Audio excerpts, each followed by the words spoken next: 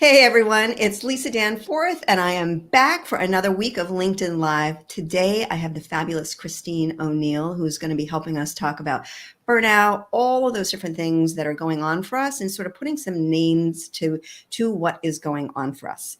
And we're definitely going to be honoring Mental Health Month, which is May, and just this no stigma conversation. So before we jump in, I just want to tell you a little bit about Christine. And I'm going to just jump in and talk a little bit about, she is a burnout interventionist. I love that title, Christine. Executive leadership coach. She's passionate about helping overwhelmed professionals learn how to make a difference while having a life using values-based prioritization and neuroscience informed coaching techniques. She specializes in professional burnout prevention and recovery, and executive coaching for people-centered leaders. Christine graduated from the University of Vermont and the Yale University of Medicine Physicians Association program, a lifelong learning nerd. I love that as well. She subsequently completed graduate level certifications in leadership, healthcare administration, and professional mediation, conflict management, and is a certified yoga instructor. Most recently, she completed the Dr. Brene Brown's Dare to Lead professional certification program. Congratulations on that, Christine. That is so exciting. Thanks. And thank you for joining us. You want to just jump right in? Sure, let's do it. Okay. Let's talk just for a moment, if you don't mind, the Dare to Lead, just that certification, because I know you just completed that and it's exciting to get that news out. Yeah, thank you. Yeah, so for those who aren't familiar with her, Dr. Brene Brown she's a social worker, a research professor at the University of Texas, Houston, and has written a number of blockbuster books. Her research is really focused primarily on shame and vulnerability. More recently, she's moved into the leadership space, and her passion is around teaching leaders to show up courageously in their workplaces. In their lives, actually, I should add in their lives, because her, and I think this is really important for this conversation, is Brené's definition of a leader is everyone. So regardless of what your work is, if you're working, regardless of your title, wherever you show up in your life, you are showing up as a leader of other people, in your family, for instance, or of yourself. So true. I love that work. And it really dovetails so nicely into the work that you do, which is phenomenal. Thank you. I would love to jump right in with that quote that I pulled from your most recent article. What is it? Risk the discomfort of not this over the tragedy of more of this. Can you talk a little bit more about that? Sure. You know, that was really the point when I recognized that I needed to make a big change in my life when I was in severe burnout, was when two words just started repeating in my head. I did not have any idea how to get out of the state that I was in. So I loved my work. I was working as a medical clinician and as a hospital leader. I loved my work. I loved the work I did. I loved the people I worked with, and I hated my job, and it was making me sick. And I could not understand why. That doesn't make sense, right? You know, the common wisdom is choose a job within your passion and you'll never work a day in your life. Well, I was passionate about what I did, and I was working every day, and to the point where it actually made me sick, physically and mentally. So I realized when I really fully crashed that I needed to make a change in my life, and I had no idea what it was going to be. But these two words just kept repeating in my head, not this. I may not know what the future holds or what my next step is going to be, but it can't be this, not this. So that's really where it came from. And around the same time, I encountered a book called The 5 Regrets of the Dying. And that is such a great book. I'm so sorry, I'm forgetting the author's name right now. But Bronnie Ware. Yes, thank you, Bronnie Ware. And she worked in private hospice and sat with many, many, many people who were dying. And what emerged were these 5 themes of people's regrets from when they were living. And one of the regrets that they don't have is, I wish I had worked more. I wish I had spent less time with my family. I wish I had not taken good care of myself, right? I mean, you know, the things that we say are important to us, family, friends, self-care, having fun, unfortunately, many of us are not really doing much of in our lives because we're so focused on work. Work is so all-consuming these days. So when I encountered that book, I thought, gosh, if I have the good fortune of living to a ripe old age and being able to reflect back on my life and what I wish I had done more of, it's not going to be more of this. And I don't want to risk the tragedy of more of this. And so that's really where that quote came from, was from my own sort of my personal nadir when I was at my most burnt out. So true. And it's wonderful that you're actually able to receive that, I think, because we're often, when we're at that level, I feel like we've got our head down. I just want to give a shout out to Bianca. Thanks so much for joining us. And she also says, couldn't agree more with not this, which is exactly what you said. Yeah. Yeah. Bronnie wears the number one regret. I wished I had lived a life true to myself and not what others had expected of me. The number two regret, I wished I hadn't worked so hard. Those I actually bring to my coaching all the time, and we get stuck in making those difficult choices. Yeah. Yeah. And living true to oneself, the number one regret that she shares is really so much of, I think, what your work and my work is about with our clients is, and so much of the Dare to Lead process, it's about how do we honor ourselves, our values, our priorities, and how do we step into courage and be willing to show up authentically? Because really, there's the old trope, like, be yourself, everyone else is taken.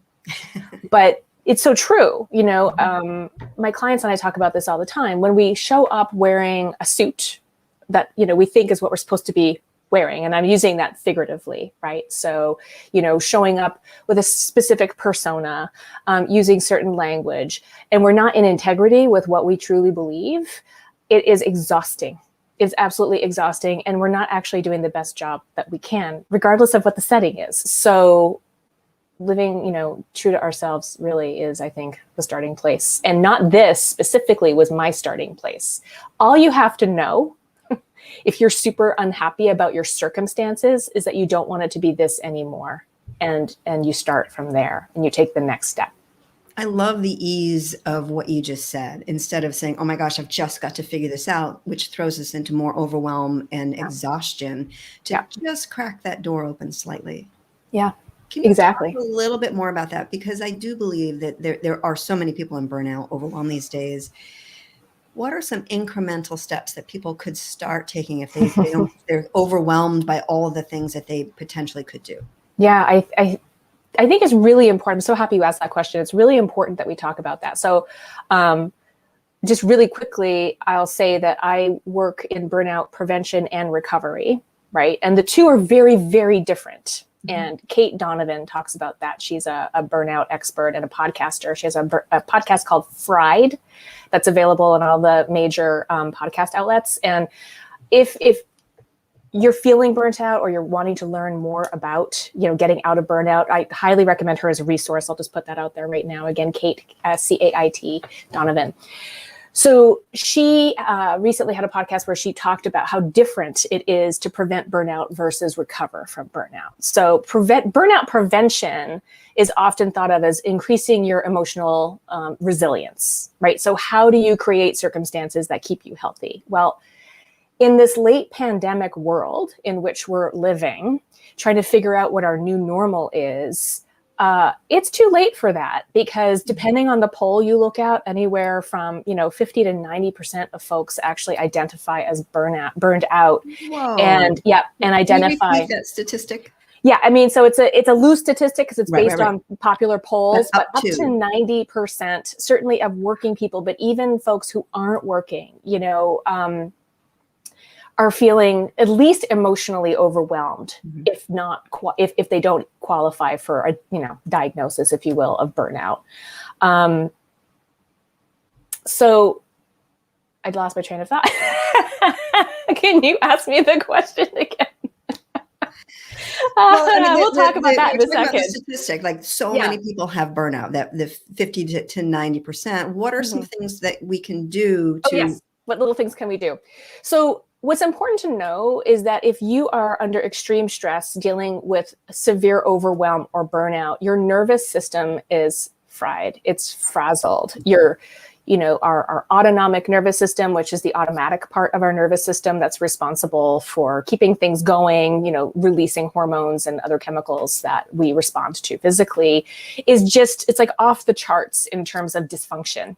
So trying to build resilience in a situation where your nervous system is completely dysregulated and dysfunctional, and so is your hormone system, because your cortisol levels, your stress hormones, your adrenaline levels are really high, is really frustrating and actually exactly the wrong thing to do. So really, it's all about, to your point, little steps. Don't decide you're going to become a yoga practitioner and do an hour of yoga a day. Don't decide you're going to start a meditation practice and sit and try to find enlightenment. Those things are not going to work for you. Your body can't handle it. Your mind can't handle it. It's really about doing less. Hallelujah. I'm just going to throw that out there. Like less but better, right? Just let's relax slightly. Yeah, because if you take your life, your calendar, and you start thinking that you need to add to it in order to reduce your overwhelm, your stress, and your burnout, it's not going to work, right? So I find that in the work that I do is I just need to add this much more. My clients, we need to get to this point and then I can finally feel the relief. But there's always more being added. I'm sorry, I totally interrupted you. No, I think you're making the point that that's our tendency, right? It's natural. And especially for those of us who are high achievers and are used to being able, which is, I think, just so many people, especially women, I might add, we're so used to being able to handle things that we think, oh, okay, well, I can't let go of any of this stuff. So if I want to do this other thing, even if it's getting healthier, reducing our stress, it means adding something. And I think if there's one message that I would love people to take away from our conversation today, it's give yourself the space to do less. Start subtracting, right? Discernment. Restraint. That's the word I love, right?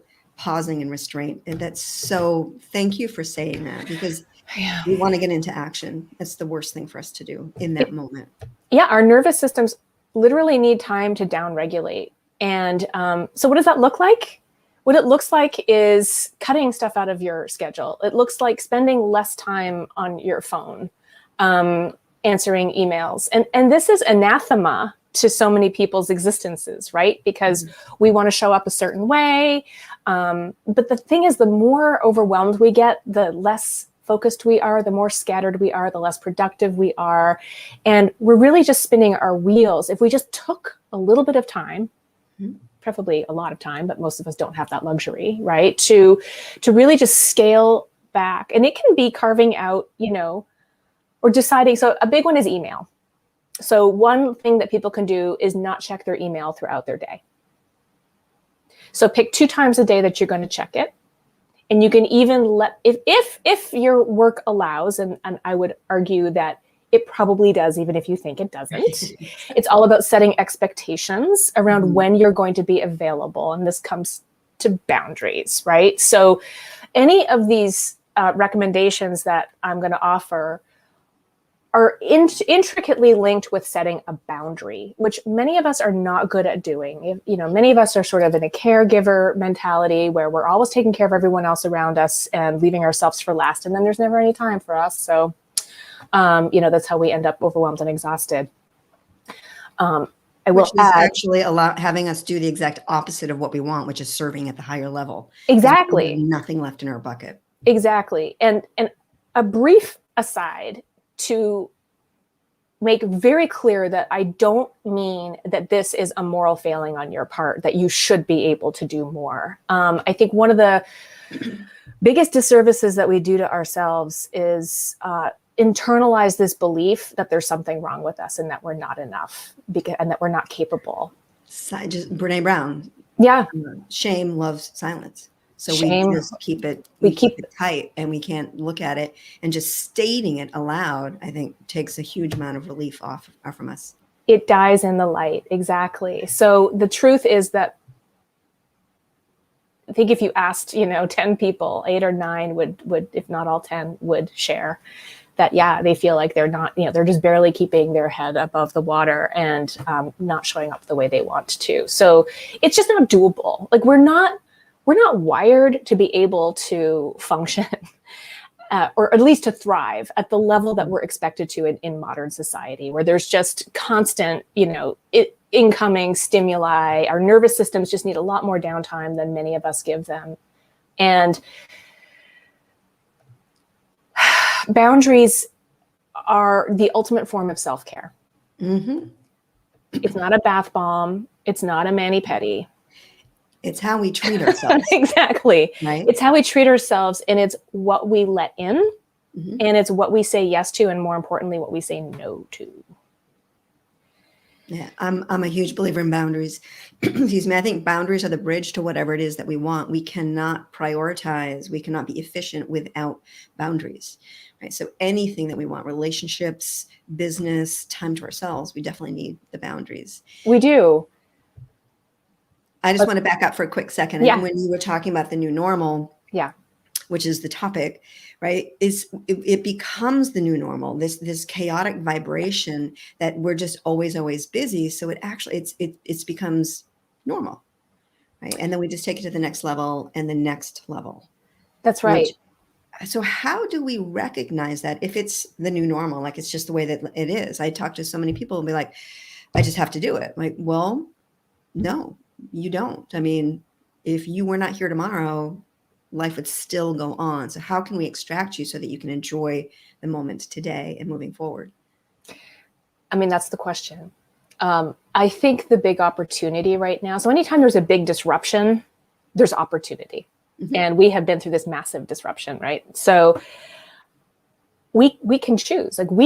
So I truly believe, and I'm doing this in my personal life in real time as we're sort of having this conversation, that we have the ability to shape the new normal for ourselves. Mm-hmm. And for our ecosystem, right? So the people who are in our life, our work environments, we actually have, because we don't have really any control over the larger things that are happening around us, we must control what we can. And often that's the choices that we make. And, just talking with friends, talking with clients, even reflecting back myself on how things have changed so much over the last year and a half.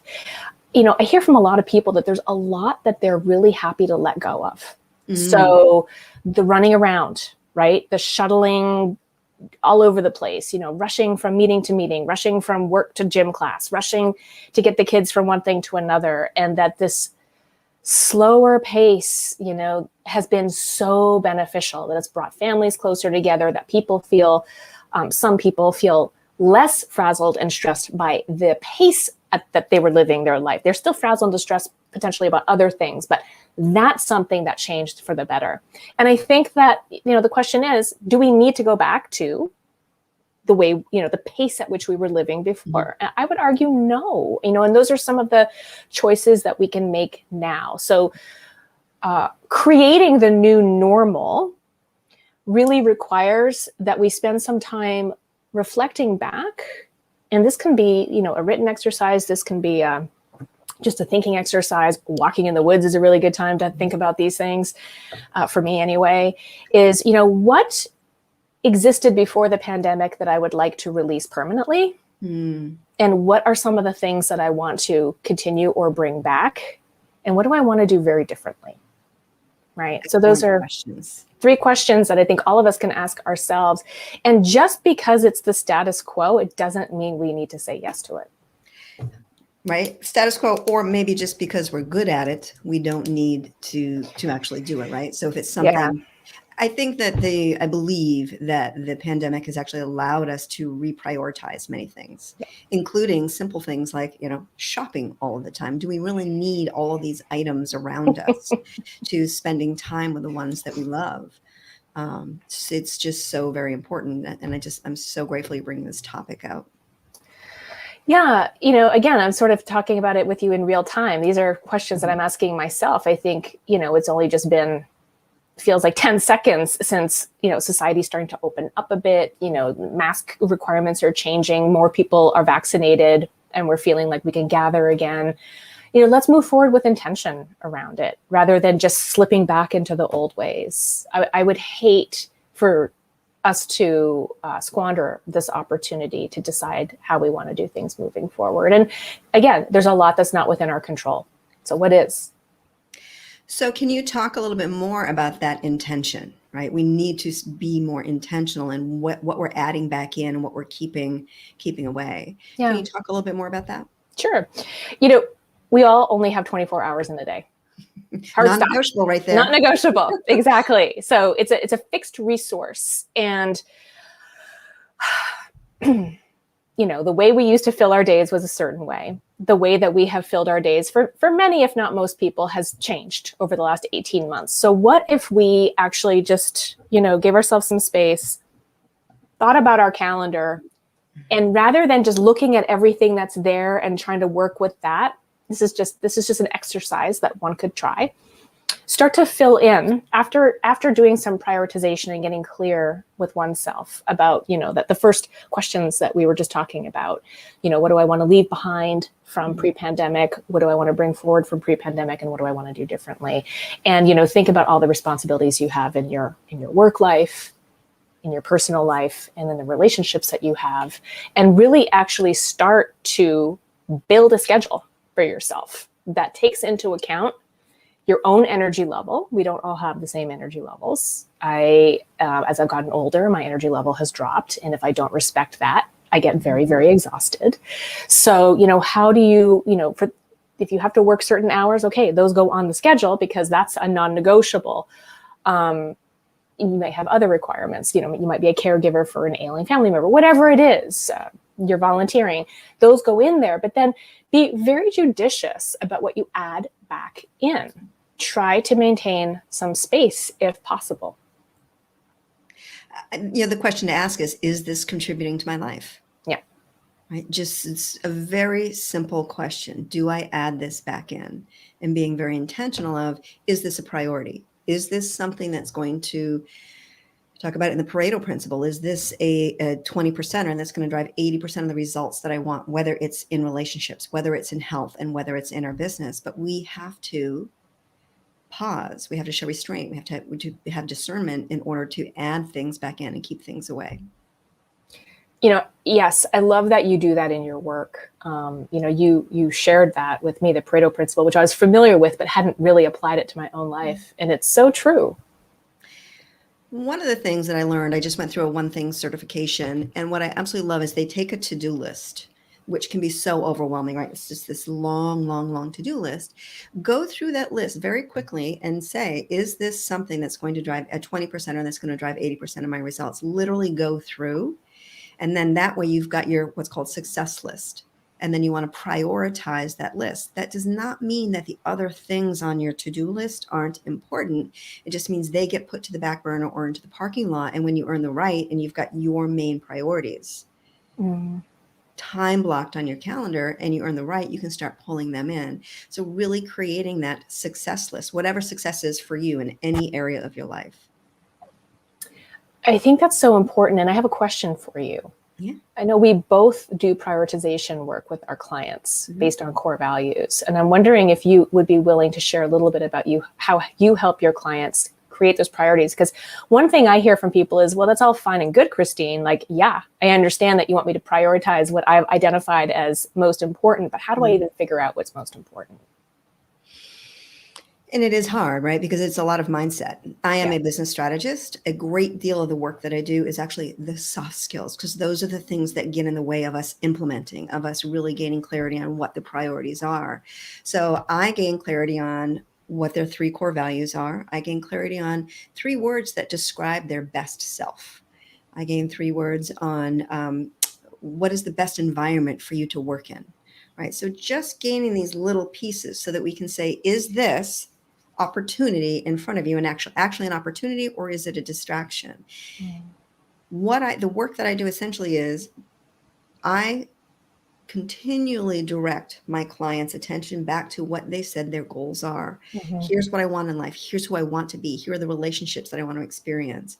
Right? And when we can continually direct it back through our core values, through understanding the description of what our best self is, we're able to make those difficult choices. Right? Is it? I just actually jumped on a call with a client the other day, a little 10-minute call. She had an opportunity to buy a new business. couple of questions, and she's like, no, you know what? It's really not a great idea. But she was on board. But when I tied it back to the values and the future that she wanted, she was easily able to say no. Or let me rephrase that, simply able to say no. I mean, it was still difficult to do it, but it was clear to her that the opportunity was a great opportunity, just not at this time. So I have to continually pause and redirect. Is this moving me closer to where I want to go?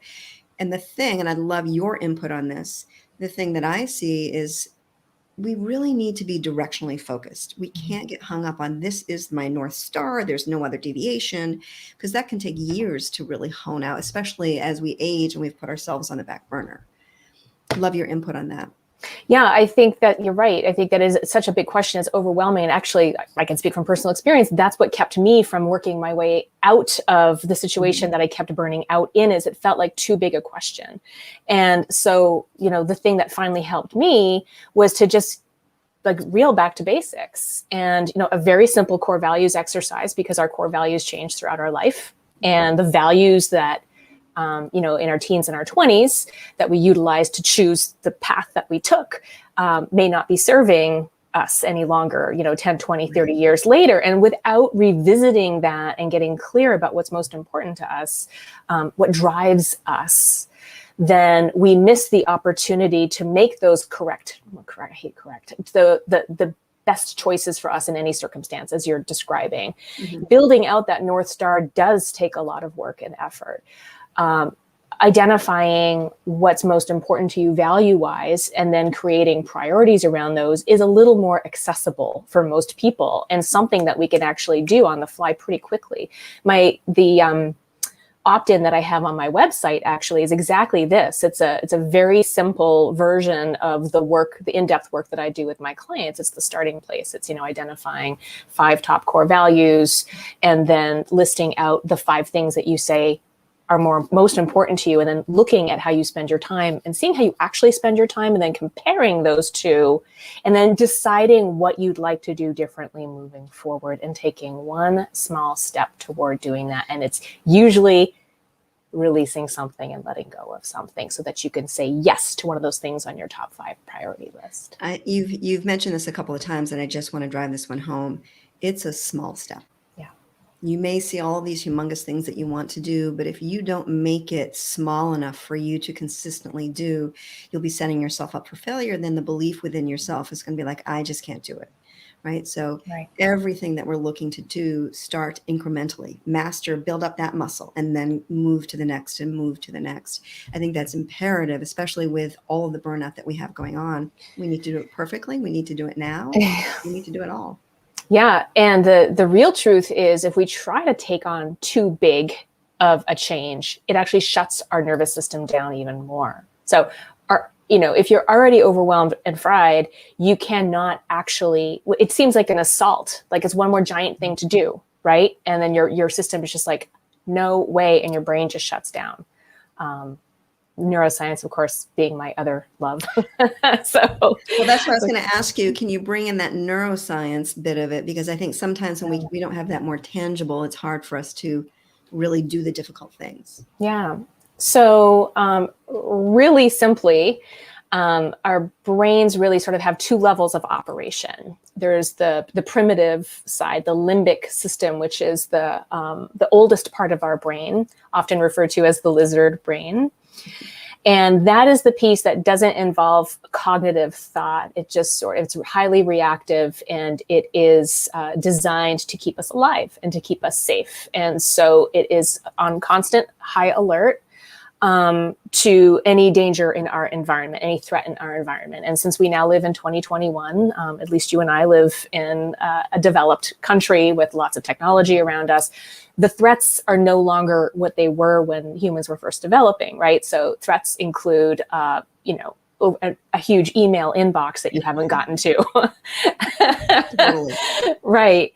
Feeling like you're going to miss a deadline. Being unclear about someone's intention when they send you a message, and feeling like you've done something wrong or that they might not like you. So these are all perceived as threats that could potentially impact our survival. And our body, our subconscious body, responds reacts in kind, right? So it's, if our limbic system thinks that we're being threatened, it secretes adrenaline, it secretes epinephrine, and things that basically increase our stress levels. So it secretes stress hormones, and then it becomes this cycle that kind of upregulates. Becomes the new normal. It becomes the new normal. So the other side of our brain, if you will, and this is not anatomic, this is just like comparing the limbic system, which is the reactive, non-cognitive side of our brain, to the cognitive side of our brain. The cognitive part, which is the more recently developed part of our brain, is called the prefrontal cortex. And that's where we use logic, reason, think about things, plan for the future, assess whether a threat is true or not. And the tough part, the really sad part, is that gets tired really quickly. So when we're under stress, it doesn't function very well. And we basically end up relying primarily on our limbic system reactions.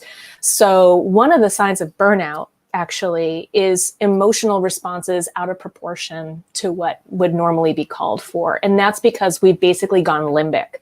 Mm-hmm. Our prefrontal cortex is offline because we're exhausted. So literally our brains change when we're burnt out after being under constant stress. I just want to back up to what we were saying before, that self-care, right? Yeah. Just taking moments of self-care help us regain a little energy so that we can reconnect to the part of the brain that is actually going to be thinking things through rather than fight, flight, or freeze. That's right. So what does that look like? So brain care, really, brain care is one of the most important things to address when we are under chronically high levels of stress or burnt out. And that rest looks like getting as much sleep as possible, right? So not cheating yourself out of sleep because you're trying to fit more in. One of the kindest things we can do to ourselves is give ourselves an extra hour in bed, whether you're able to sleep or not. Just stopping your day earlier and working toward getting to bed an hour earlier, so that you are giving your brain and your body time to recharge, to repair your cells, to repair your DNA, to get rid of waste products. All of that happens when we're sleeping. So if you're not getting at least 6 hours of sleep, your brain is at a huge disadvantage.